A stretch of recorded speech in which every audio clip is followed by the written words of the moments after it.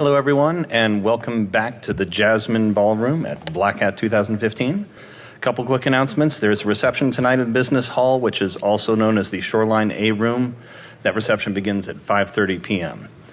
Then the Pony Awards begin in the Mandalay Bay BCD Room at 6:30 p.m. I know we've been saying 6 o'clock for a long time. Somebody came and told us about an hour ago, no, it's actually 6:30. So if you're going to be there at 6, you'll be there early. You're, again, in the Jasmine Room, and you're here to see, hopefully, the little pump gauge that could, attacks on gas pump monitoring systems. Your speakers will be Cal Vilholt and Stephen Hilt. And thank you very much. And hopefully you can also, if you have cell phones that aren't on vibrate, change that, please. Thank you.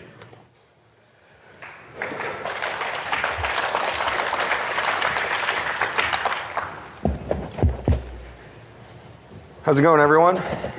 I'm Stephen Hilt. I'm a senior threat researcher at Trend Micro. And I am Kyle Wilhoit, also a senior threat researcher. So I realize we're standing in... I broke it. That might be a fire hazard. I realize we're standing in front of everybody getting beer, so we're going to get through this all together. If anybody feels like bringing beer up to the stage, we're more than happy to accept that gratefully. And we will also return the favor after the talk, so keep that in mind. Again, so today what we're going to be talking about is primarily focusing on attacks around pump monitoring systems. And the pump monitoring systems we're going to be discussing is gasoline pump monitoring systems. Prior to really kind of getting into the actual systems themselves and kind of looking at the profiles and the vulnerabilities behind the systems, what we're really going to be looking at first is kind of where the industry is. And by industry, I'm using quotations because I hate when that term is used. I hate when everyone says, well, we're the industry, and that's all crap. So what we're going to be discussing is kind of where ICS, the ICS environment is, and kind of where we've seen it progress over the past 4 years, realistically, just to give you some context about why the research that we've performed over the past 6 months kind of came about. So first, threats around SCADA and ICS environments started to adapt and change. We started to see targeted attackers, and by targeted attackers, I'm referring to the ever-hated term APT, and state-sponsored attackers, primarily looking at these devices and looking at these environments, right? They're trying to look at these devices for multiple reasons that we'll kind of go into here shortly. These threats started to be looked at a little bit more in depth for multiple reasons and at a larger scale. And we started to realize that starting in about 2010, and it slowly started to ramp up after more research has come about, more data has come about regarding some of these threats and some of these vulnerabilities that exist. SCADA data and information around SCADA environments also started to trade in underground forums. This was an interesting scenario that we started to watch occur because traditionally, whenever we're on underground forums and we're looking for new banking Trojans, we're looking for new rats, these types of things, we started to see SCADA information and interest in SCADA information start popping up.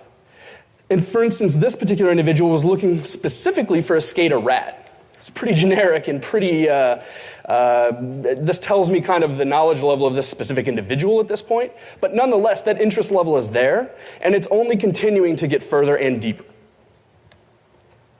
Vulnerabilities also continued to arise and continued to come about. These vulnerabilities not only existed in ICS and SCADA devices themselves, but also in the communications protocols that are occurring between these devices, as well as the way in which these services and technologies were utilized. We started to watch this obviously gain prominence in 2009, 2010. And again, as is the trend with all of these types of environments, the trend is going upward. This slide is taken from ICS CERT, the responsible body in the United States for handling critical infrastructure incidents and other things related to SCADA environments. This slide is intended for one thing, and that's to show that incidents are happening, right? I'm not going to get into great detail as to what these particular details are, what classifies as an incident, because that's something that has been up for great debate, specifically about these charts that are generated. So I'm not going to get into that. Nonetheless, we can see that incidents are occurring, and primarily the two specific sectors being critical manufacturing and energy, which accounted for over 50% of the incident counts. That's somewhat staggering, right? And it starts to stagger out from there, from communications all the way down to government facilities, et cetera.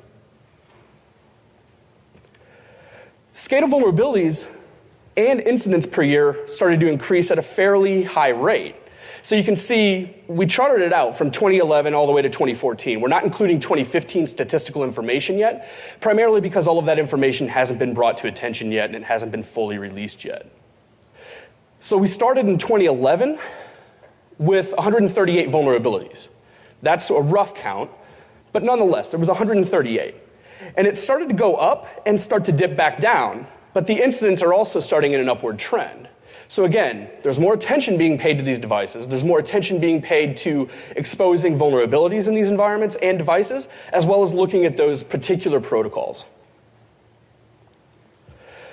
So a question that we're often asked whenever we're discussing SCADA environments is, why are these environments attacked? What is the benefit? Who does the attacking? The first is the government. Yeah, that one's awesome. And by the government, I'm not referring to the US government, and I'm not referring to a specific government in general. What I'm referring to is governmental entities oftentimes will like to look at these environments for obvious reasons. They like to obviously assess critical infrastructure of a specific nation state, not only to possibly pre-target future engagements that may occur, but also in some cases they're looking for statistical information about an environment for a competitive advantage. And I'm not going to mention any nation states here, but I think there's probably a few that come up in most of our minds.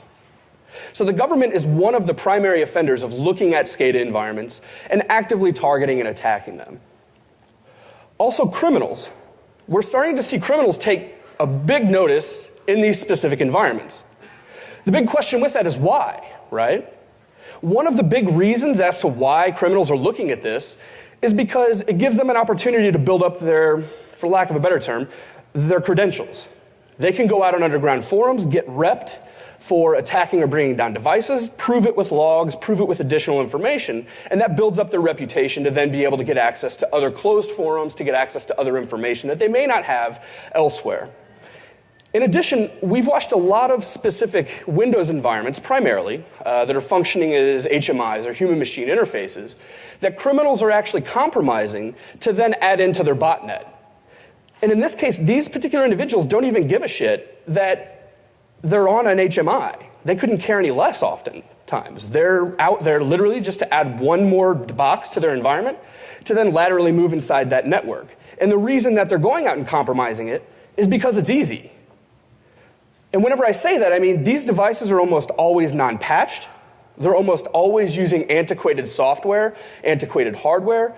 And these are all things that we've always heard about, right? I mean, this is not uncommon. We're talking Windows XP machines, Windows Server 2008 instances that haven't been patched for years.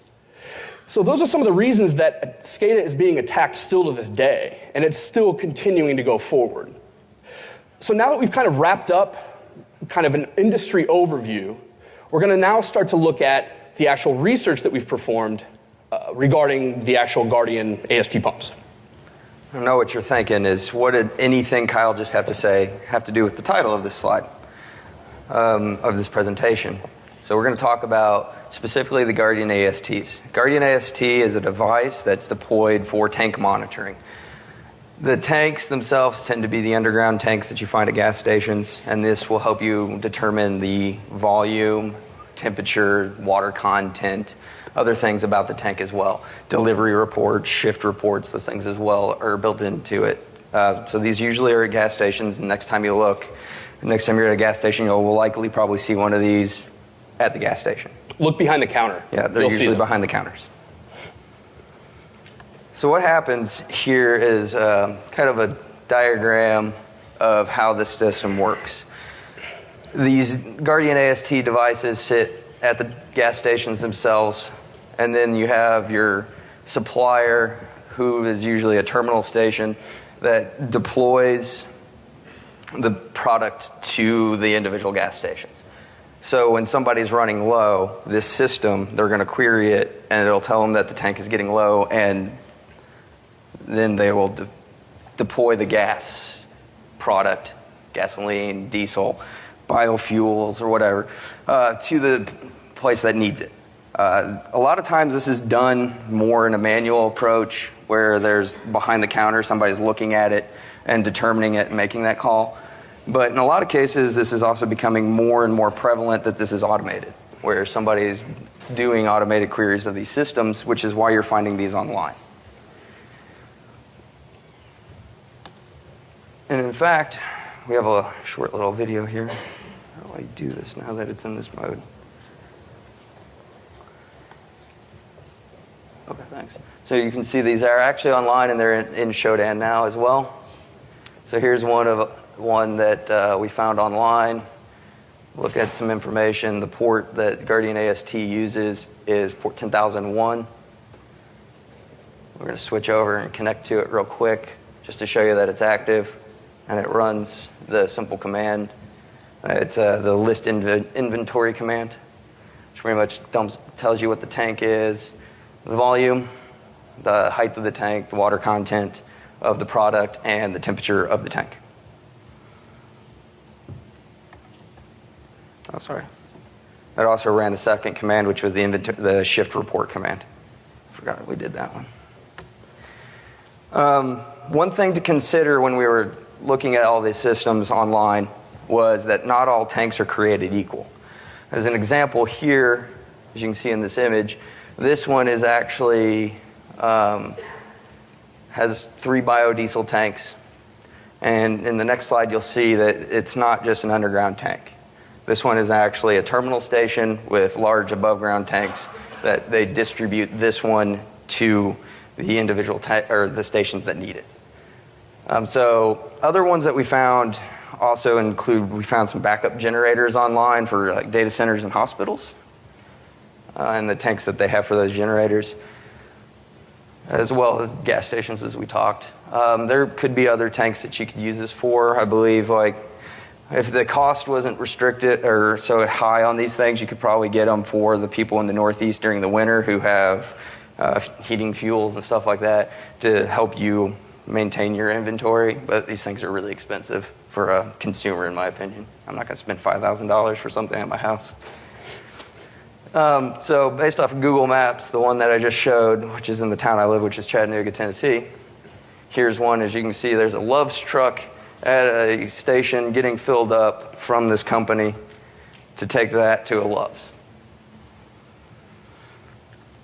So when we originally started looking at these, we were looking at the critical versus non-critical infrastructure. To me, this falls under non-critical because it doesn't really control the pipelines. It doesn't do anything. It's at the gas stations or at the terminal stations, which is at the very end of that supply. So we wanted to specifically look versus when Kyle did his original ICS honeypot in 2013, which only focused on ICS. We were interested in looking at the non-critical ICS. And we wanted to see what happens and see if there was a tax towards the non-critical infrastructure as well. So when H.D. Moore in January published his report and findings around the Guardian ASTs, Kyle and I sat down and debated and talked about deploying and writing a custom honeypot to look like these devices. And so this one, we wrote a specific honeypot based off of the Guardian AST, which their Viewer root was really nice and publishes their manuals. So that's how we wrote most of the code. For the honeypot itself was based off of the manuals and how they actually tell you what the response should look like in the manual. It was really nice. And we wanted to also create and better understand the actual attacks against the gas stations and gas tanks. And we really spun this off, if you weren't paying it, in February, was it? Yeah, February, we released a blog about these devices. And we were monitoring Shodan in the original thing when we were going through it, and we noticed people were altering the tank names of some of the devices. And we published a blog about how we saw one of them getting changed to "We Are Legion," which one could assume or construe that maybe anonymous. We're not going to. So that was the original thing that spun us off to see. Okay, we saw them being altered in the wild on real ones. What if we deployed it and tried to figure out who they were? And see if they were trying to do other things than just the one command that Shodan indexes. So we wrote a single Python script that runs on any system. So it doesn't actually require any vdr roots, Guardian ASTs, or anything like that. It's just a script. And currently it accepts input and output for 6 commands. The simple architecture behind it, we tried to make it as minimalistic as possible to where there's few ports open, very little communication to it other than just if you're connecting to it, as it would be a true device. So what happens is if you're an attacker, you would connect to our script that we call GasPot. That GasPot then logs your connection and any commands or anything you do to it. Just logs it, and then we retrieve those logs manually.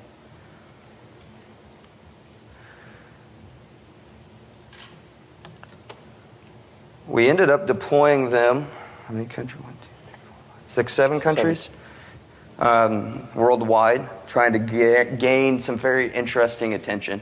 A couple countries were not included, or that we included this time that Kyle didn't do in his original ICS honeypots.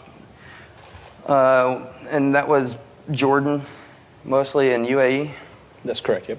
And that was because we were trying to see, nobody has really looked into the Middle East to see if anything's going on in the Middle East for these things as well. So we specifically deployed those out in those regions to gain interest, to see if anybody's doing anything with those.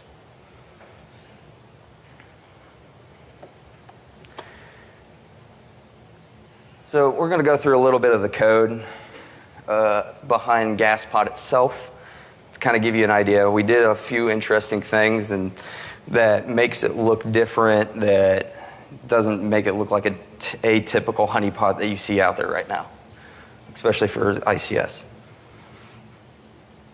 So in this case is it's the I200 20100 command itself, which is the list tank inventory command that we showed earlier. And what happens with that, as you can see, I was in that example, is I'm writing out when somebody's connecting to it. That's all in GMT, so we can cross-correlate the logs to see if somebody is doing multiples across a region, the world, or whatever. And then I send the information once upon it of the inventory of itself. So what we did, in this case, this shows the temperatures. What we did was we randomized as much as possible every time you run it. So you don't have to go in there and alter a bunch of stuff to make it look unique. So which is where a lot of honeypots fail out there right now, is they statically use the same values over and over and over and over again. And now that Shodan is becoming more and more prevalent, and people are looking at it, in my opinion, as a first level line of what to be interested in, you can start easily gauging honeypots because they all look exactly the same. So we tried to randomize as much as possible. And when we didn't have the ability to randomize it, we tried to add in, when we deployed them, individual specific information for the region in which we were deploying it. And sometimes we didn't, and it still got some interesting results. So in Shodan, here is one that showed up in Shodan as one of our GasPots that was deployed. It literally said fuel company. It's real intuitive. Yeah. But there was no other ones that would say fuel company. We made that happen, but we tried to gauge some of them to see if, kind of dumb them down, make them look fairly simplistic as well. So, when we're coding it, you can also go in with just a simple change and change your product names. And we actually recommend you doing that. Just not for this one, but for other honeypots, change as much as possible. So with one change, we can change super to, say we're going to deploy it in England. We'd call it petrol instead of super, or something else specific to the region in which you're deploying it. The temperatures are in Fahrenheit, which you can then alter those as well to be in Celsius. So you want to change things based off of the location in which you're deploying. Not all of our instances were in Shodan that we deployed. We did this mainly to see if people were going to Shodan and paying attention to them from there, or if they were discovering them through other means. Nmap has an Nmap script that you can identify these now. HD More Project Sonar is still scanning for them. Shodan scans for them. There's other scanners out there that are looking for them. I think PLC Scan out of China is looking at them too.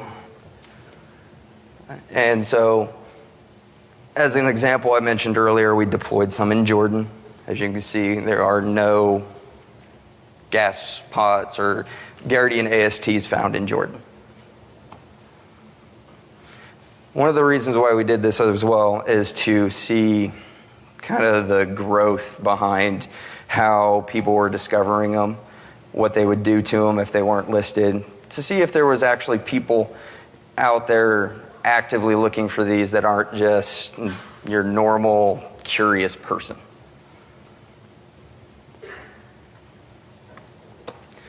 So when we were starting to look at the actual results of the gas pot itself, there was a couple things we were considering when we were trying to classify the attacks. We did not have a port scan, so if we saw a port scan, we didn't classify that one as attack. We didn't classify an attack as somebody connecting to the device, but never doing anything.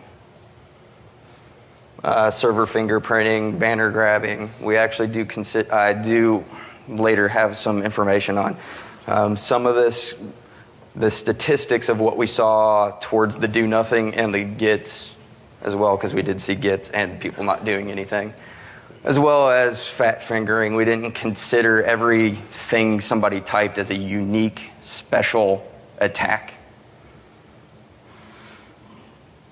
What we did consider scans were successful commands resulting in a possible failure, targeted malware, denial of service, or distributed denial of service.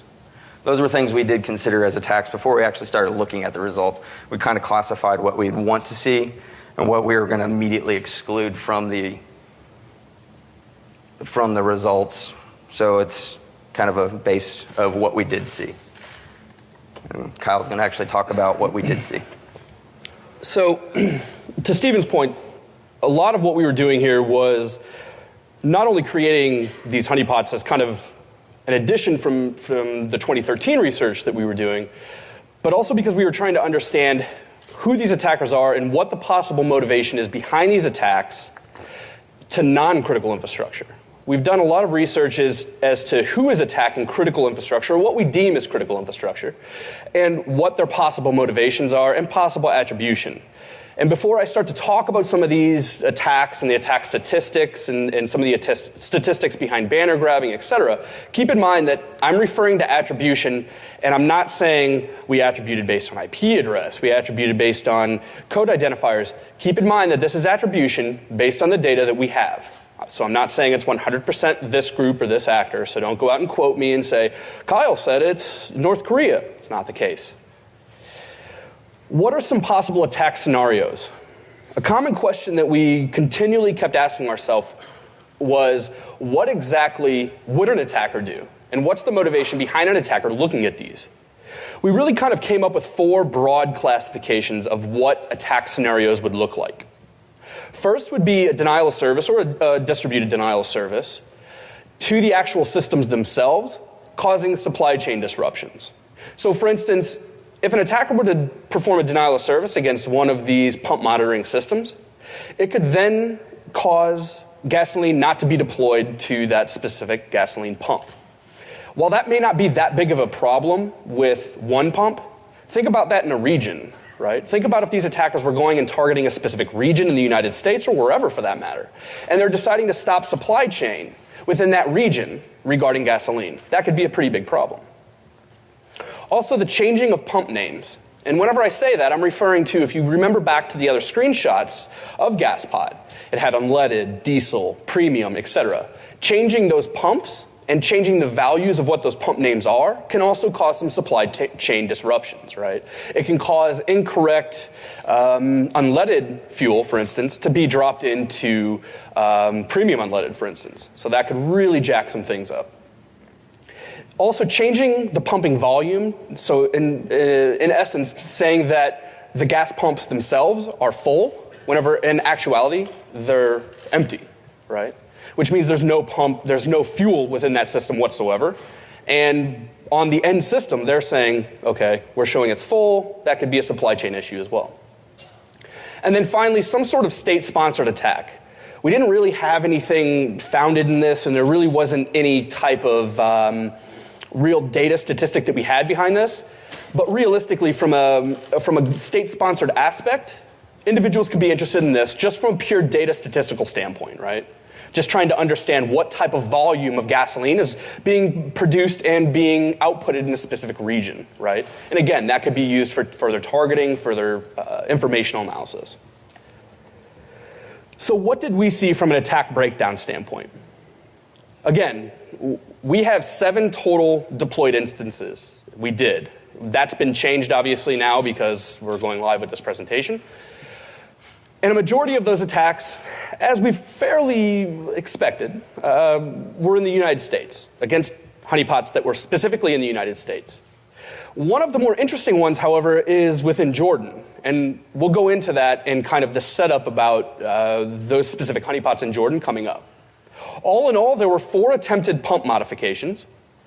There were 12 identified pump identifications, meaning that attackers had gone out and purposely looked to see what was on that pump, what type of output was being generated, what type of names were being generated, what type of volume was there, etc.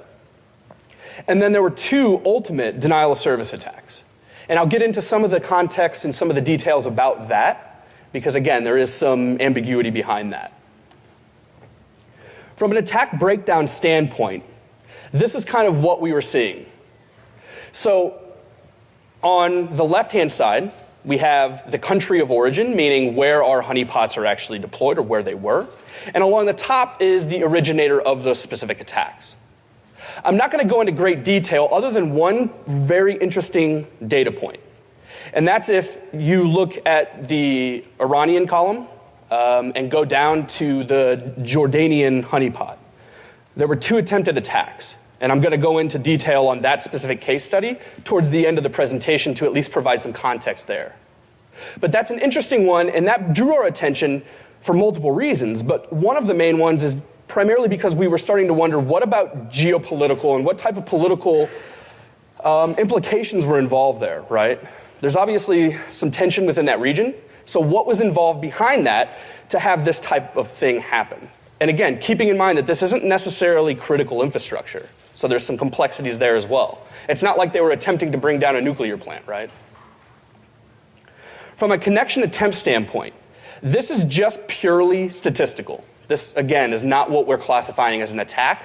So these are not being deemed as attacks. So for instance, on the enter command, that's literally someone telnetting to port 10,001, hitting enter, expecting to get something back, and their connection dies. What this would traditionally be, what we were seeing, is what this would traditionally be attributed to, is someone going out doing a mass port scan across an entire /24 network, seeing port 10,001 open, not knowing what it is, attempting to telnet it, and then have nothing else to go on. So they're really kind of very just kind of drive-by scanning, attempting to connect, and then popping out after that. That's it. And the same goes with help and get, right? They're attempting to run the get command, attempting to run the help command, to which it kills the connection, and there's really no data statistic provided back. So again, very likely individuals that haven't really done much as far as looking into these products, really understanding anything about these products. They're literally port scanning, connecting, and then dropping out. That's it. And we're including this just to give you an idea of how much interest, at least, that port 10,001, regardless of what these individuals knew, how much interest there was in that specific port. From a valid command statistic standpoint, this is the rough breakdown. The commands listed on the bottom are actual commands that Gaspot will actually accept. Keep in mind that these commands are 100% accurate in regards to what the Vita root manual says. We literally took the Vita root manual, went through the actual command sets, implemented that into our script.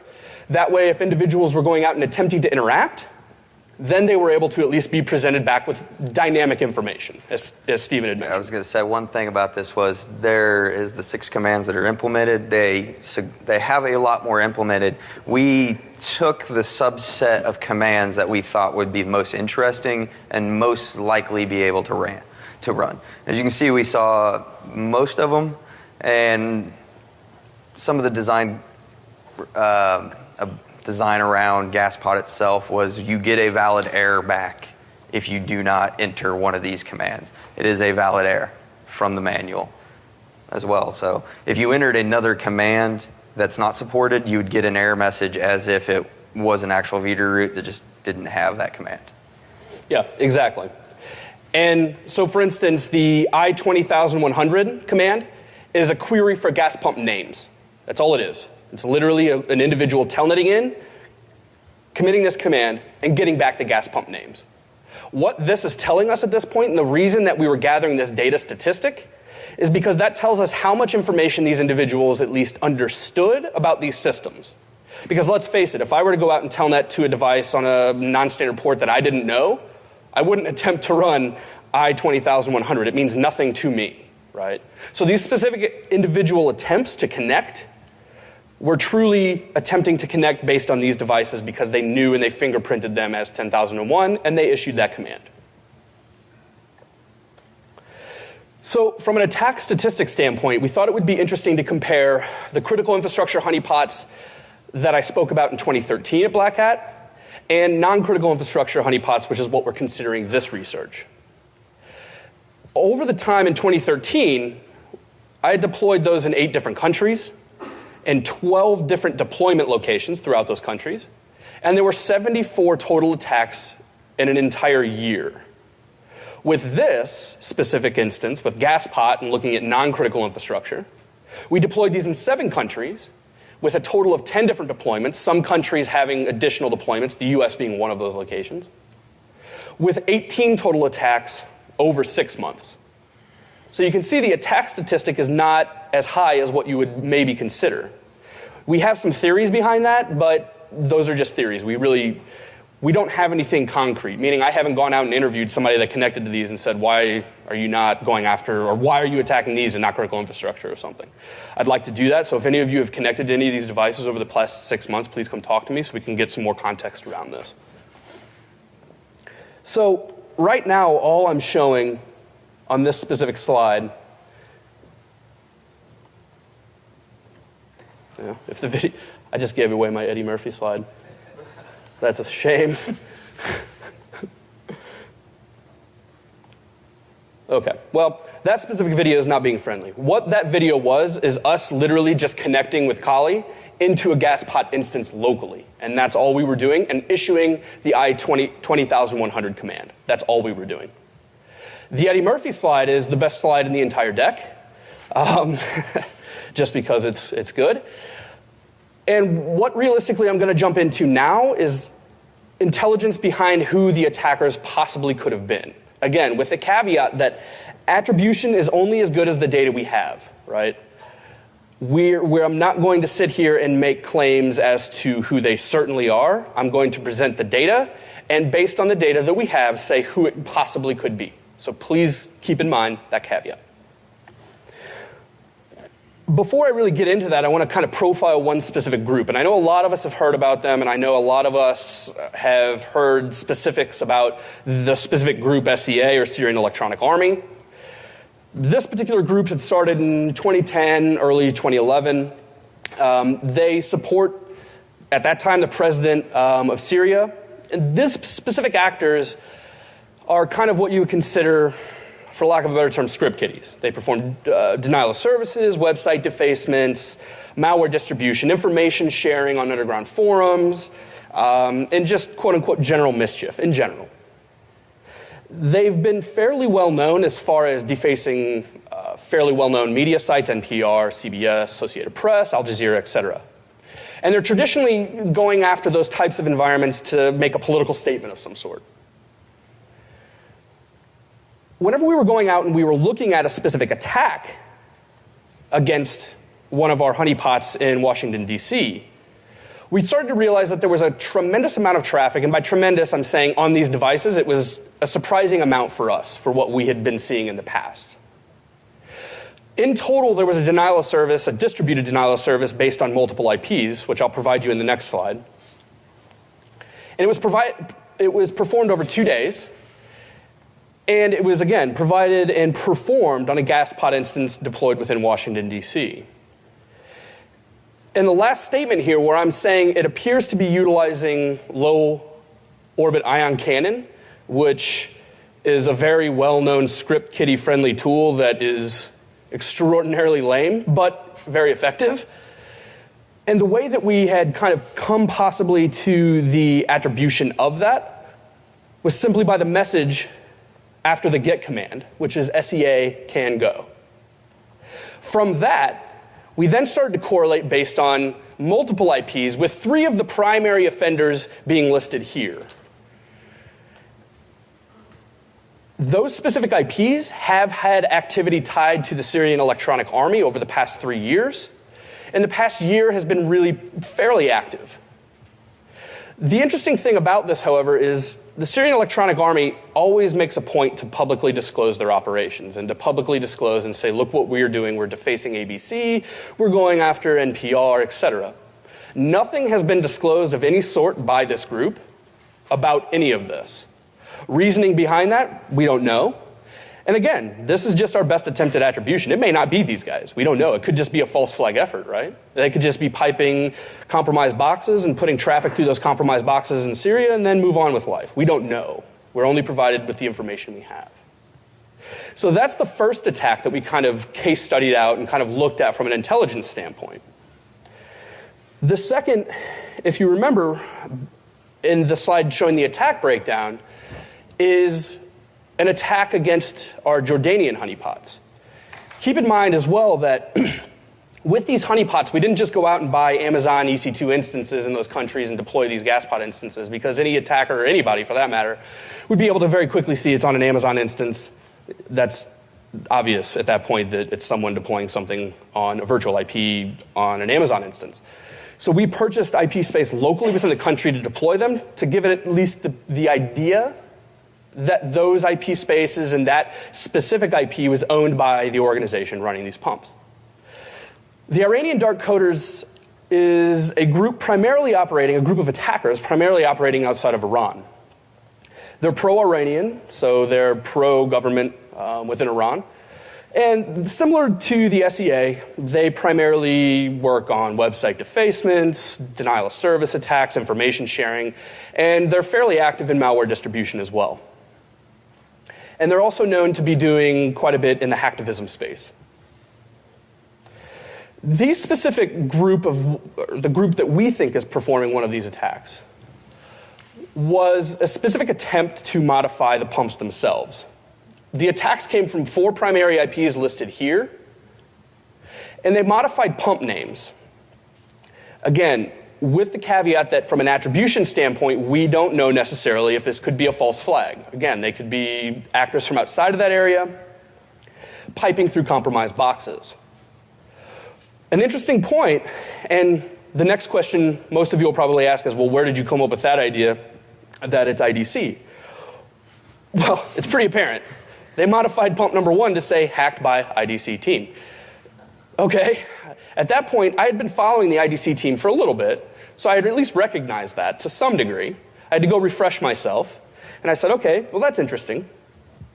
We checked another one within Jordan, the second deployed instance within Jordan, and you can see that pump number 1 on that specific pump, our GasPod instance, was deleted, and pump name number 3 was modified with Ahad was here. And at that point I said, okay, I don't recognize that. I don't know what a HOD is about. So I went out and did a literal Google search for a HOD was here. And I was presented with that, which if you look at the bottom, it says a HOD was here. And this was off of a compromised web page defacement. And then we started to correlate those lines and say, okay, well, this is fairly interesting because we now know that at least IDC, a HOD is a member of IDC, probably working in tandem to some regard. And we can then start to say that might be an attribution case. Some other interesting notes about this. A HOD lists that he hacks, we've hacking. I don't know what that means, but he's involved in hacking in some regard. And he kind of lists out, and this is within his profile within IDC's forum. Another interesting point is that IDC has started over the past year, realistically, become very interested in SCADA environments, SCADA ports, SCADA infrastructure, how protocols work, and all of those kind of rare information chunks, right? Stuff that a generic individual wouldn't necessarily know. And this is just a screenshot of a specific individual. This is not a HOD. This was another individual on the IDC board that's trading SCADA information. If you go out to their actual forum, you can start to see they're becoming very active in SCADA malware interest as well as just generic SCADA information. So again, those are the only two case studies we're going to really cover in the talk, primarily again because we're still digesting that information. And we've expanded the actual GasPot project and the GasPot instances a little bit further out worldwide. So what we're going to do as of today is we're releasing the actual code for GasPot. Provided here's the GitHub link, you can get to it, as well as a Google URL shortened version of it if you, for the too long didn't read person out here. So what you can do with this is go through the code. You can review the code. You can run the code on your own and have your own GasPot instance running out there. It'll log it locally, and you can see if anyone's out there looking for stuff in your region. There's some coding caveats that I would recommend changing, as I mentioned before, some of the things specific to your regions, or you can run it default, but it randomizes values, but there's only about 10 station names, so you can add to them, delete from it. Every time you run it, it randomizes even that station name, it randomly chooses it out of the array. So if you want to be one specific one, remove it. And there's ones that have multiple lines. As an example, I kind of dumbed down the ones that we were using specifically and didn't put them in there, minus the fuel company one. So some of the ones we were running aren't included. As I said, we kind of altered some of them to be region specific to see if that got any attention as well. So those aren't in there, so you can't look at my code and go find ours on Shodan. Also keep in mind that if anybody is if anybody makes active changes to the code, etc., let us know, because it would be interesting to see what people change and see what people find valuable out of the code. That would also be beneficial for us. So with a lot of design we went into to make it look like no honeypot is out there that I know of right now. It looks very much like a Guardian AST. The only thing I would do is add more commands, but I didn't see any ones of interest. But that may be something we'll add in the future, continue the growth of it to make it look more and more and more and more like a Guardian AST. And the hopes is that with releasing honeypots like this, people should know that they're out there and question if you're connecting to a real one or a honeypot. With that, we left enough information or enough time at the end for any questions that anybody may have. Just wondering over what period of time you had this running, and if you had any malicious attacks, or if it was just kind of this deep. So the question was, what was the period of time in which we were running these honeypots, and were any of them malicious? The time frame in which we were running this was primarily mostly in 2015. It realistically started, when did we start this? In Late February. Late February, roughly. Up until we started to change about 2 weeks ago. Yeah. Yes, be 2 weeks. From a malicious standpoint, I think it depends on what your term or what you're defining as malicious. Well, you can't overfill a tank. The only thing, the only thing you can do is change the tank diameters to make it look like it's always full. We did not see any of those types of commands. Now, when they're changing the tank name, as we showed in that one example, that's not publicly known that the command, it's not well known, it's not the one HD Moore has released or anything like that about the command itself. So somebody read the manual to figure out how to change the tank name. I mean, based off of some basic understanding of those, you would try, because we showed you the I-20100 command. That command lists all tanks. Now, if you tried to set a tank name with the S, which is set 60200, so 6200 command, that will change all of the tanks to one name. So you have to iterate through them. So they knew enough to change the first tank and the third tank. Also keep in mind that this could be a precursor, right? Oftentimes what we'll see with these types of things, and this was also relevant in the 2013 research that I was doing regarding critical infrastructure, this could be a precursor for further attacks at a later date. So they might have been profiling these environments to then go back at a later date and start to affect, etc. They might have just been querying these as a first kind of reconnaissance attempt, and then going later on to do additional attacks or additional malicious activities. Does that make sense? Okay.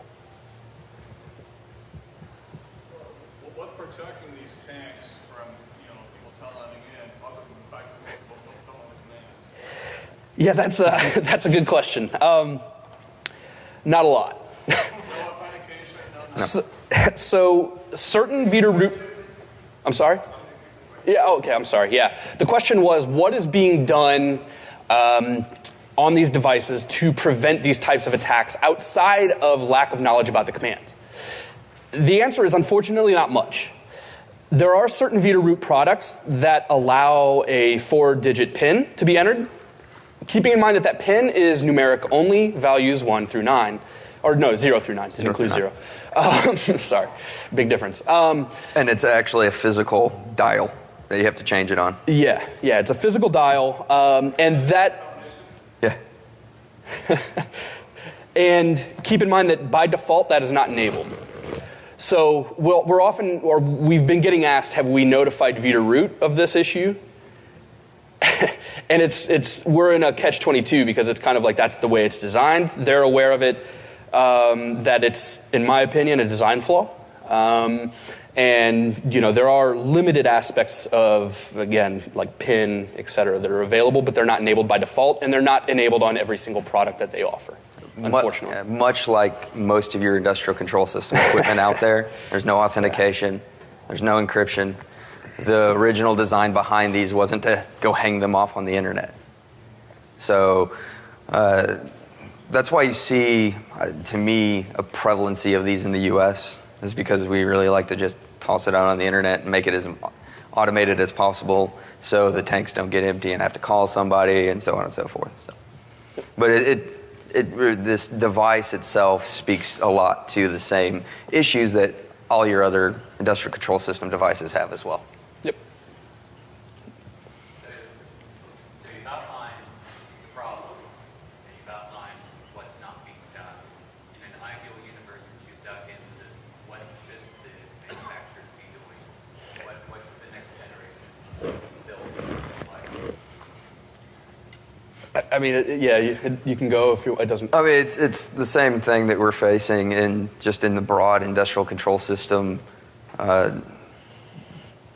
security realm anyway, which is these devices need to have some security built into them, an authentication more than a 4-digit PIN, user privilege, and even to the point where these should be not hung out on the internet. you should have to VPN to it to connect to it, so you can limit the number of people who can actually get to the device as well. And in my opinion, I mean, it really comes down to the fact that this is an implementation fail on a lot of regards, because they shouldn't be deploying this on the internet, right?